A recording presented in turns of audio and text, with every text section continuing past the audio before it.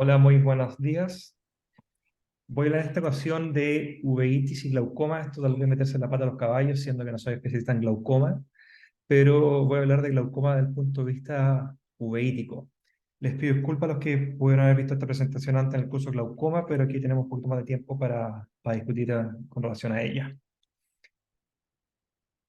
Eh, la relación entre... No me avanza nada. Ahí sí. La relación entre uveitis y glaucoma ya está descrita hace muchísimo tiempo, hace más de 100 años, en su libro Doctrina de las enfermedades de los ojos. Este oftalmólogo austríaco describió la asociación entre glaucoma y pacientes que tenían lo que él llamaba una iritis artrítica. Y ya desde ese momento se sabe que hay esta asociación y tenemos los resultados, la información que nos entregan los estudios de cohorte SITE. Los estudios SITE son una serie de estudios de cohorte gigantes con miles de pacientes que evalúan varias cosas a pacientes de uveitis, entre ellos las complicaciones y tratamientos. Y vemos que pacientes con uveitis, más del 50% de pacientes desarrollará hipertensión ocular durante su vida. Más del 50%. Ahí se ve mi cursor, ¿no? ¿Sí? ¿Se ve el Sí, no, cursor? no Sí, se ha cortado. sí. Perfecto. Ahí sí. Entonces, más del 50% de los pacientes desarrollarán hipertensión ocular. Por tanto, es un matrimonio bastante frecuente, lo que nos va a llevar a tener harto contacto con nuestros colegas de glaucoma. ¿Qué pasa con la posibilidad de glaucoma en sí? En estudios de Foster en Estados Unidos, el 20% de los pacientes con uveitis desarrolló glaucoma. 20%. Y en nuestra auditoría que hicimos en el Hospital El Salvador hace algunos años, el 13% de los pacientes del departamento de UVA tenían glaucoma. Glaucoma ya no solamente hipertensión ocular, sino ya un daño, una neuropatía óptica por glaucoma. Y de estos, casi un tercio de los pacientes requirió cirugía filtrante o algún tipo de cirugía para controlar el glaucoma. Por lo tanto, es una complicación bastante frecuente, más aún que muchas veces nos llegan pacientes en etapas avanzadas de enfermedad inflamatoria. ¿Por qué se produce esta relación? Por dos mecanismos, mecanismos de ángulo abierto y mecanismos de ángulo cerrado. Ángulo abierto por la presencia de células y detritus en la malla trabecular, por trabeculitis, por ejemplo, que vemos en uveitis herpética o por citomegalovirus o por toxoplasma, y por supuesto los corticoides que es nuestra base del tratamiento. Y por otro lado está el mecanismo de ángulo cerrado, que se produce, por ejemplo, por bloqueo pupilar por sinequias posteriores, cierre angular por sinequias anteriores periféricas y anteriorización del diafragma iliocristalino, por ejemplo, en lo que uno puede ver en pacientes con BKH. Aquí hay un ejemplo de cada uno. La foto de la mano izquierda es una paciente con una depigmentación aguda bilateral del iris, que si bien vemos un ángulo abierto, está completamente tapizado de pigmento. Y esta paciente al final terminó con una operación de glaucoma y unas papilas de excavación casi 0,8. A mano derecha, por otro lado, tenemos un paciente del norte con una artritis reactiva que desarrolló una HLA-27, una otitis súper intensa, con sinequias posteriores en 360 grados y, por lo tanto, un bloqueo pupilar agudo. A diferencia del bloqueo pupilar por ángulo estrecho que uno ve en los pacientes ya mayores por estrecha angular, estos pacientes tenemos que dilatarlo. Bien contra lo que uno piensa en el glaucoma ángulo cerrado, hay que dilatarlo porque rompiendo un poco la sinequia, con que se abra un poco la pupila, se rompe el bloqueo y el paciente profundiza cámara. Desgraciadamente, este paciente hicimos lo posible por dilatarlo, motonidriática y atropina, no pude liberar la sinequia y terminó con una iridotomía láser. Algunos errores comunes que uno los toca ver en la práctica de los pacientes con hipertensión ocular y uveitis. Primero, no hacer econoscopía. Nosotros en el departamento de UVA, la verdad, hacemos un poco de econoscopía, pero la verdad no es algo propio de nosotros. Hay un estudio publicado hace algunos años que menos del 50% de los pacientes tienen econoscopía en la primera evaluación por glaucoma primario ángulo abierto en policlínicos de glaucoma. Si no lo hace glaucomatólogo, la verdad menos lo hacen en las otras subespecialidades. Por lo tanto, es importante la colonoscopía. Tal vez no durante la primera evaluación, porque siempre la primera evaluación del paciente uveítico es muchísimo más larga, pero temprano en el inicio de la enfermedad. La otra concepto erróneo es considerar que una cámara anterior amplia es igual que un ángulo abierto, y por lo tanto no hacemos la colonoscopía porque vemos que la cámara anterior está amplia. Asumir que toda hipertensión ocular es secundaria a una respuesta esteroidal. Y en este mismo sentido, cuando disminuir o suspender corticoides en uveitis hipertensiva, cuando esta hipertensión es secundaria a la uveitis en sí, por una trabeculitis, por ejemplo, en el herpes, toxoplasma o las crisis glaucomatociclíticas, que en este caso el tratamiento es con corticoides.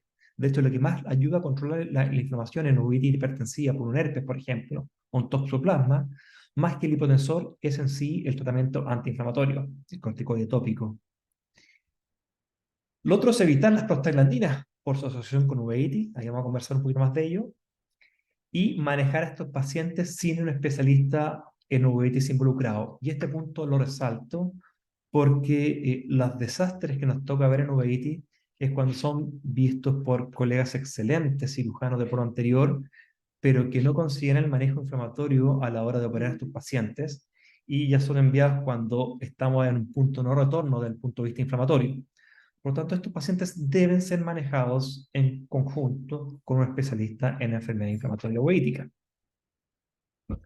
Con respecto a la colonoscopía, tenemos que describir los hallazgos del ángulo, cínicas exteriores, entre qué horas están, presencia de granuloma o los nódulos de Berlín, por ejemplo, neovasos, sangre, hipopión, cuerpo extraño que pueden ser la causa de la uveitis, o pigmento, como por ejemplo la paciente que le mostré con el síndrome de despigmentación aguda del iris. Con respecto a los corticoides, sabemos que hay una relación muy cercana entre el uso de corticoides y la hipertensión ocular. Este es un estudio del año 1965 que a pacientes voluntarios y pacientes con antecedentes de glaucoma o familiares con glaucoma se les aplicó dexametasona tópica por 6 semanas. Y aquí vemos que los pacientes voluntarios, un 30% desarrolló hipertensión ocular por el uso de corticoides tópicos. Pero fíjense en familiares directos de pacientes con glaucoma, el 87% desarrolló hipertensión ocular, y para qué decir los pacientes con glaucoma ya diagnosticados, que el 100% fueron respondedores a corticoides. Incluso hay que considerar que un 4% de los pacientes sanos son respondedores altos, es decir, aumento de la presión más de 31 milímetros de mercurio. Y desgraciadamente estos números son mayores en pacientes pediátricos. La hipertensión ocular por corticoides es mayor en pacientes infantiles. En relación a las prostaglandinas, se sabe que las prostaglandinas, estos son estudios en pacientes sin uveitis, esto que estoy presentando, sin uveitis. Estos pacientes, se ha visto que hay una disrupción de la barrera hematoacuosa y edema macular producido por la tonopros en pacientes pseudofáquicos y afáquicos. Ahora, estos son evaluaciones angiográficas. Sin embargo, estudios experimentales no muestran efectos en la barrera hematoacuosa ni inducen quimiotaxis, que es un elemento clave en la patogenia de la uveitis. Ahora, ¿qué pasa con pacientes con uveitis?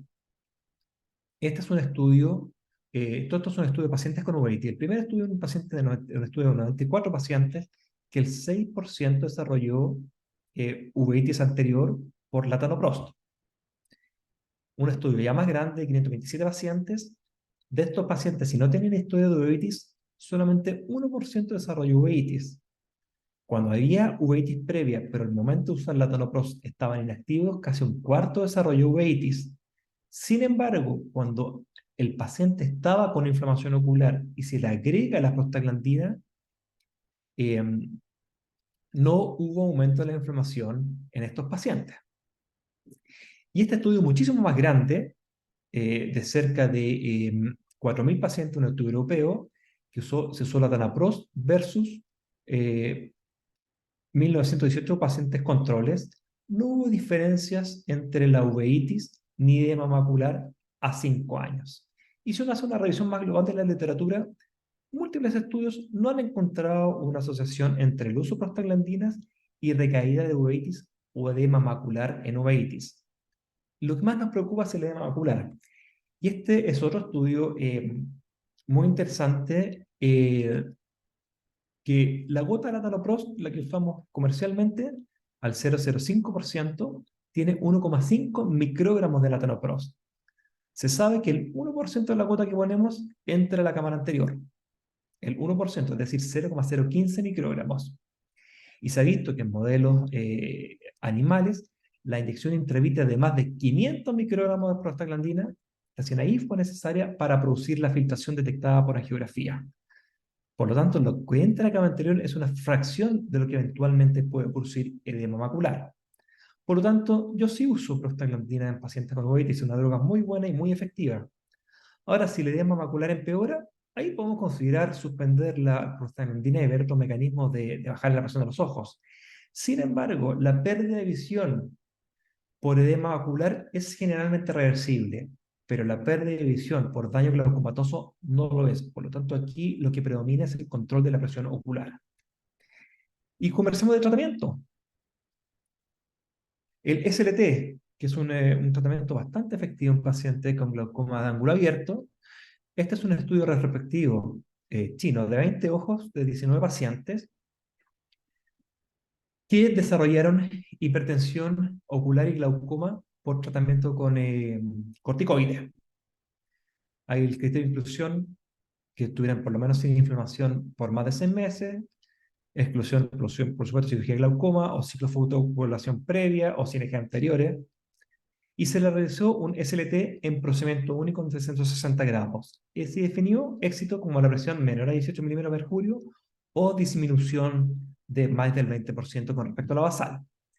Y al año, ¿qué mostró este estudio? Que efectivamente, como vemos en el gráfico a la mano derecha, hay una disminución de la presión ocular y de los medicamentos antiglaucomatosos. Un éxito de un 65% y sin reactivación de las uveitis. Un segundo estudio hecho en Estados Unidos por Foster, esto era en pacientes que se le hizo un implante de fluocinolona para el control de la uveitis. Esto es un implante que libera corticoides por casi 3 años, por lo tanto ahí tenemos un control bastante efectivo de la presión ocular, pero una tasa altísima de glaucoma y de cirugía de glaucoma. Se hizo la exclusión pacientes con presión ocular muy alta, glaucoma avanzado y los mismos requerimientos del estudio anterior, glaucoma estrecho, cínica anterior, etc. Y también se hizo un SLT como procedimiento único y el éxito fue definido como presiones oculares de menos de 22 milímetros de mercurio o una disminución de la presión intraocular mayor al 20% del pre-láser. Y aquí vemos al año un éxito aproximadamente de un 50% al mes, a los 6 y a los 12 meses, un poquito más bajo que el estudio chino, pero alrededor del 50%, y no hubo una reactivación de la uveitis o un empeoramiento de la uveitis. La verdad es poco probable que esto haya ocurrido teniendo un implante de fluocinolona en el vítreo liberando corticoides. Y el gráfico a la derecha vemos ahí la disminución efectiva de la presión intraocular. Por lo tanto, la SLT puede ser alguna opción en pacientes con interpretación ocular inducida por corticoides y de ángulo abierto. Esto ayuda a evitar el incremento de tratamiento médico o como terapia puente para una cirugía filtrante. Los pacientes deben estar conscientes del alza de la presión post-láser y de la eventualidad de una cirugía futura por la pérdida de efecto. Con respecto a la cirugía, tenemos las clásicas trabeculectomía, los tubos, valvulados y no valvulados, y la cirugía de glaucoma mínimamente invasiva. Con respecto a la trabeculectomía, este es un estudio de Arabia Saudita, es un estudio retrospectivo de 70 ojos de pacientes, de 50 pacientes, en que se realizó trabeculectomía más mitomicina C como primer procedimiento en glaucoma uveítico. Y se definió el éxito como presión en rango normal, que no tuvieran ni hipotonía ni hipertensión ocular, con o sin fármacos, ¿ah? Y sin nuevos procedimientos. Y aquí vemos que si bien aquí vemos el gráfico, en el primer año un éxito de un 80%, este va disminuyendo significativamente con el paso de los años, y a los 3 años ya tenemos un 60% de éxito, y a los 5 años solamente un tercio de los pacientes cumplían los criterios de éxito. y una tasa de complicaciones no menor, catarata, 45%, hipotonía, un tercio de los pacientes, alza de la presión sobre 30 milímetros de mercurio, un 10%. Y un cuarto de los pacientes también necesitó un segundo procedimiento para controlar la presión. Por lo tanto, es un procedimiento efectivo, sí, pero probablemente no tan duradero. Este es otro estudio de traqueocolectomía en el estudio japonés, que se comparó pacientes con glaucoma uveítico y pacientes con glaucoma primario de ángulo abierto, y también se definió la falla como no control de la presión intraocular o una cirugía adicional de glaucoma. ¿Y qué vemos? A los 3 años, algo que uno espera. Pacientes con glaucoma uveítico, un éxito bastante menor, 71%, versus los pacientes glaucoma primario de ángulo abierto. Anda muy bien la traba en glaucoma primario de ángulo abierto, pero desgraciadamente no tan bien en largo plazo en pacientes con uveitis. Y los pacientes con uveitis, lo que más se asoció a falla eran aquellos pacientes que tenían uveitis y ya eran pseudofáquicos y tenían uveitis de tipo granulomatosa, y la tasa de complicaciones fue bastante similar. La otra cirugía que se usa bastante en estos pacientes son los tubos. Hay múltiples estudios que comparan trabeculectomía con los tubos, tanto de Ahmed como los de Berbel, que son los que están más, tienen más experiencia, y no muestran diferencias iniciales en el control de la presión intraocular entre la trabeculectomía y los tubos. Sin embargo, hay mayor tasa de falla en trabeculectomía comparada con los tubos. Y la falla, cuando aparece, es mucho más precoz en pacientes con trabeculectomía que en tubos.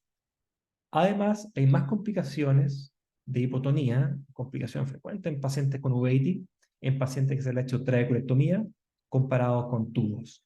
18% AMED y más el tubo de Berbel. Este es un estudio que compara ambas válvulas, un estudio retrospectivo de 137 ojos, de pacientes de glaucoma uveítico, y ahí definen el éxito también en presiones normales con una disminución de la presión del 20% respecto a la basal.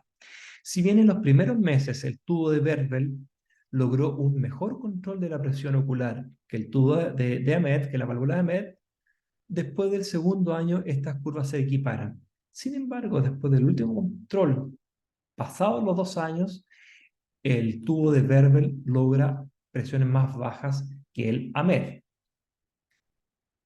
Ahora, cuando uno habla de éxito completo, es decir, sin hipotensores, el control de la presión ocular, el AMED lo logra solamente el 9%, y en cambio el Berbel un 30%, pero a costa de una mucho mayor tasa de complicaciones del tubo de Berbel comparado con la válvula de AMED.